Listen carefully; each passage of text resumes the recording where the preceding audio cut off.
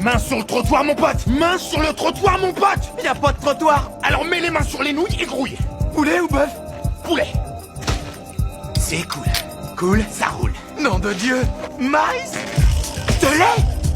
Oh putain de Ce braqueur impitoyable qui s'apprête à cambrioler une supérette est en réalité l'ami d'enfance de Marlon avec qui il a partagé les moments les plus difficiles. Pour protéger la vie de Tully, Marlon oublie complètement son identité de policier et l'emmène en courant par la sortie arrière. Mais à l'extérieur de la ruelle, les voitures de police ont déjà encerclé les lieux. Tully ne peut que se cacher derrière une poubelle et résister. À ce moment, le chef de police place un tireur d'élite sur le toit. Surtout pas de tireur. Bah pourquoi pas de tireur? Maïs. Mais qu'est-ce que tu fous là, putain? Mais à qui cause? J'en ai aucune idée. C'est rien, il plane, il hallucine. C'est les pétards et shit, ça. Il hallucine. Tu poses ton engin et tu t'amènes. Une fois la situation stabilisée, Marlon avance seul dans la ruelle les mains levées. Il fait semblant de vouloir convaincre le braqueur de se rendre pacifiquement. Marlon demande avec douleur à Tully pourquoi il est devenu comme ça. Mais je suis aux abois. Figure-toi, j'ai besoin de pognon. Et putain, pourquoi est-ce qu'on parle à voix basse? Recule, négro. Je vous ai vu.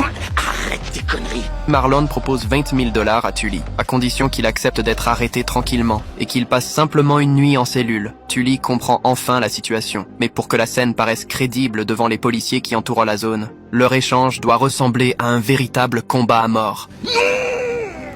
Pas comme ça, me le donne pas. Il faut que je te le prenne, voyons. Il nous surveille là, il nous Ah regarde. oui, ok, je les vois. Ça risque de te faire assez mal. Hein? Ça risque de te faire assez mal. Oh, ok.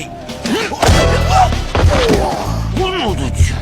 Marlon murmure à Tully de faire semblant de ne pas le connaître. De retour au commissariat, le policier Carson, qui a tout vu, commence à raconter les exploits incroyables de Marlon. À ce moment, le chef appelle devant tout le monde ce héros solitaire qui vient de réaliser un grand exploit. Le chef examine attentivement le dossier impressionnant d'infiltration de Marlon et félicite largement son courage dans les quartiers les plus dangereux. On cherche un directeur au cambriolage, c'est bien pour ça que vous êtes là? Oui, c'est sûr. C'est pas un secret, les cambriolages nous posent un problème depuis que nous avons perdu notre ancien chef l'an dernier. Nos hommes ont besoin de sang neuf. Alors, si ça vous tente, à vous de jouer. Marlon reste complètement sans voix. Le chef lui sourit et lui demande de dire quelques mots. Marlon ne trouve qu'une idée et propose maladroitement d'ouvrir du champagne pour célébrer. Puis le chef annonce publiquement la nouvelle promotion de Marlon. Personne ne sait que ce nouveau chef de la brigade anti-cambriolage est en réalité l'un des cerveaux derrière le braquage qui vient d'avoir lieu.